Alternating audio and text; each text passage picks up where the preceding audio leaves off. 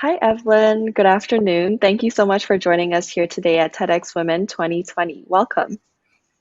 Hi, thanks for having me. Great. Before we start talking about fearlessness, which is the theme for today's event, let's talk about fear itself as a concept. Fear is really a universal language. It's a universal emotion that lays at the foundation of the human experience overall, right? So, to you, what role do you think fear plays in society? So I think that we've all got doubts and fears that keep us up at night. And fears can be healthy. I think they can motivate us to do better. For example, fear of sounding silly when talking to hundreds of people has motivated me to prepare for this event and make notes instead of playing video games. But fears can also be paralyzing. They can keep you from being able to function normally in the world. And generally, we call those kind of fears phobias, such as fear of heights, fear of failure, fear of snakes. Now, parents use fear as a method to keep children from hurting themselves. Don't talk to strangers. Don't pet random dogs in the street.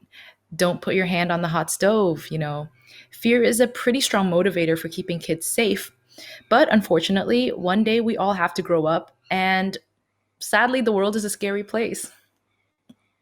Yeah, I get that we are taught to fear things from a young age and for good reason, right? All of the examples that you've given. I understand why parents would use fear as a tactic to keep their children safe. And while there are a lot of fears that can be limiting and irrational, made up in your head, other fears are very, very real and they are very legitimate fears. So, as a woman, what are some fears that you have to deal with specifically because of your gender?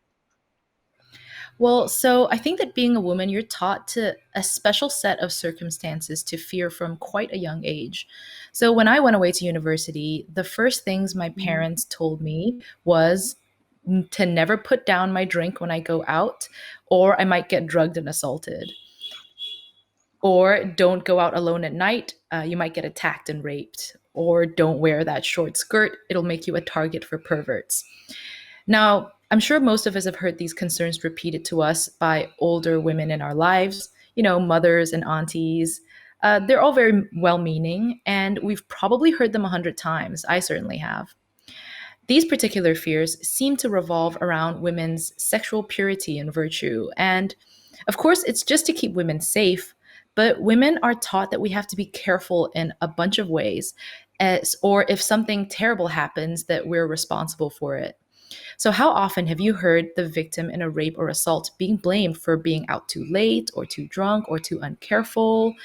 For example, I heard so and so got groped on the bus last week. I wonder what she was wearing. Now, I think the problem is that when women are made to bear the responsibility for the circumstances surrounding their assault and the perpetrators are let off the hook. So, this is basically called blaming the victim. This is when you get the Mm. narrative of she was asking for it. Well, just so we're clear here, I don't think women are asking for assault or violation under any circumstance.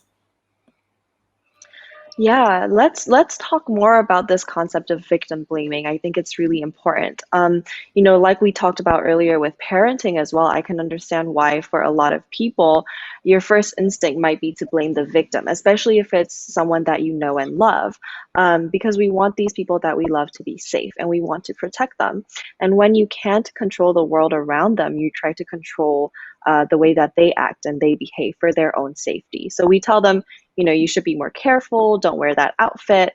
But what people don't realize is that these questions and these comments are very harmful because it's telling the victim, hey, this is your fault. You brought this upon yourself, right?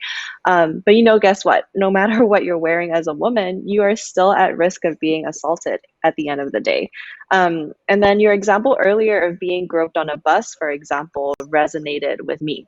Once when I was studying abroad, I was taking the bus home one night and this man got on the bus with me. And, even though there were a lot of empty seats in the bus, he sat right next to me in the seat right next to me.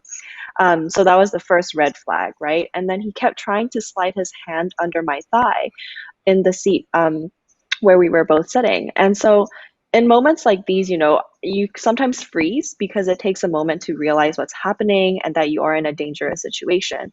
And I kept telling him politely to move his hand, but he didn't. And finally, I had to get up and move to a different seat.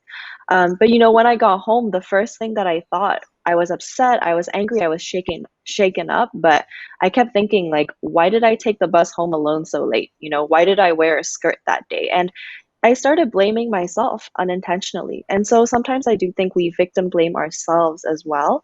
And it is a really toxic mindset to get out of. Yeah, thanks a lot for sharing your experience, Ken. And it definitely resonates with me. This is a very familiar story to me, right down to the doubt and the shame that you felt when you experienced the harassment. So, when I first came back to Myanmar, I had a pretty hard time adjusting. My parents were fairly liberal, lenient with me. So, I didn't feel the same way that a lot of people here did. But a lot of my friends believe that Yangon is a really scary and dangerous place. We were quite young, so most of us would go home back to our parents. So, I'd be out with my friends, and then 6 p.m. rolls around, and then suddenly everyone's heading home. And I thought, why do you want to go home so early? Like, is it because you guys don't want to hang out? I didn't really understand what was happening. And then it hit me like, they're not being party poopers. They're actually afraid. If you are traveling alone or you stay out late, you're putting yourself at risk not only of assault, but also of blame, especially as a young woman. So if something happened and you're seen breaking the rules, it would be your fault ostensibly. And at least if something bad happens, when we women follow all of the rules of how to dress and when to stay out and where to go, we can't be blamed for what happens to us. So why is this a problem? Well, because when these kind of restrictions happen, they imply that you are somehow responsible for your assault. And to flip it around, they imply that the women who have experiences of harassment or assault are somehow blameworthy. And that can be very, very shameful. And, when you're ashamed, you don't want to talk about the thing that makes you ashamed. And if you don't talk about it, you are fully alone. So I run a women's self-defense center, and it started as a response to the exact kind of harassment that you described. In our classes, we found that women reported an immense amount of shame around the harassment that they experience. And shame is a very powerful emotion. Shame keeps women from speaking up about these experiences. Shame of becoming a divorcee or being judged by society keeps women living under the same roof with their abusers. Shame of judgment from society keeps women from reporting sexual assault or violence. And with this kind of shame comes silence, and women have been silenced around this issue for far too long.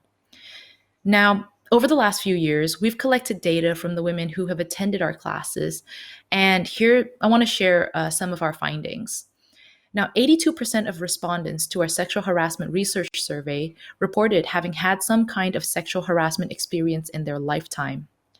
The types of harassment include unwanted physical touch, verbal harassment, and being shown porn or nudity without their consent. We've also found that 30% of women reported having experienced harassment on a bus or on a taxi, and 25% of them reported experiences in other public places.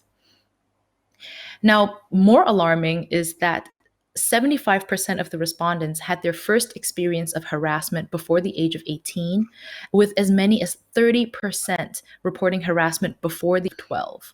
So you can remember when you're 12 years old, experiencing something like that, that's not something that's easy to live with. Now, what we found in our survey and from speaking to all these women through our work is that these incidences of harassment and violence towards women are never isolated. They don't just happen to women who are doing something they shouldn't, or being somewhere they shouldn't, or being someone they shouldn't be. But there is a global shift. Me Too happened, and then Time's Up. And then millions of women around the world began to talk about the traumas they had faced in silence. And we've felt the ripples of that here in Myanmar as well. But in Myanmar, there's still an ocean of stories that are yet to be uncovered. And I feel like talking about it is the first step. And you sharing your story adds to the ripple of stories across Myanmar. Yeah, and I think, when women come forward to share these stories, it makes these fears very real. And it's really important to talk about them openly and share our stories because you do feel a sense of community and support. And, despite all of these very real fears and very real dangerous situations around us, we still need to go on with our lives and live our lives day to day. So, how can we, as women, take back this power and overcome these fears and overall build more confidence for our own safety and security while navigating the world? Right, thank you. So we started teaching women self-defense to help women Mhm. find the courage to fight fear. Fear of being assaulted, fear of reporting crimes against us, and fear of the consequences of admitting to being a victim or survivor. Now, the hope is for women to feel entitled to public space, as entitled to public spaces as men, to be able to move freely and openly without regard to time of day or manner of dress or age, and for women to develop the toolkit to confront aggressors and abusers of themselves and of those around them, and to develop the confidence that they can and should be whoever, wherever, and whatever they want to be. So we thought that it was important in our self-defense classes not just to teach women how to physically fend off attackers and physically fight for themselves, but that self-defense is also being able to defend yourself physically, mentally, and emotionally.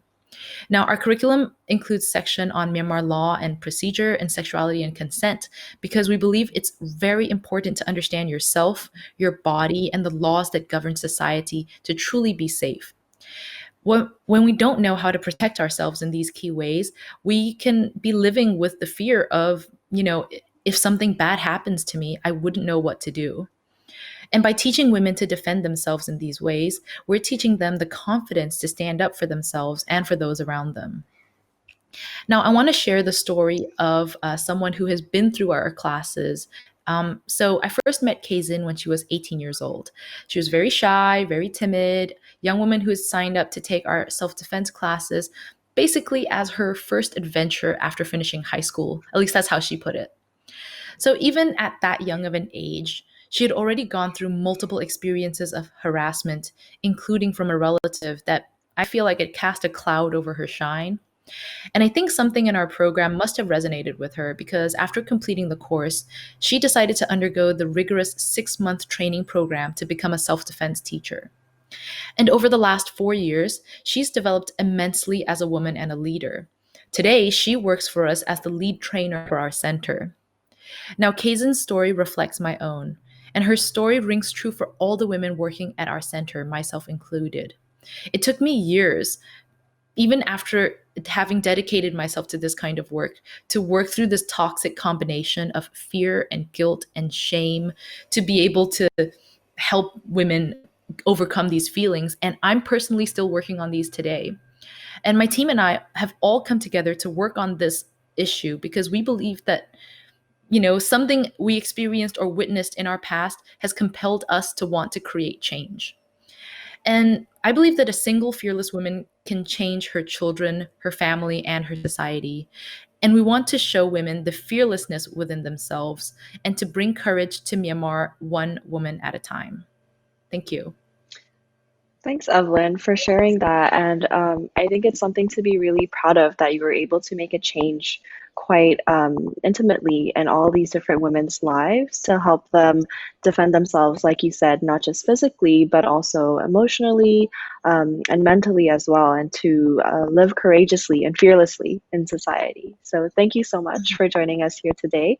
And we'll open up the floor to questions. Thank you guys for having me.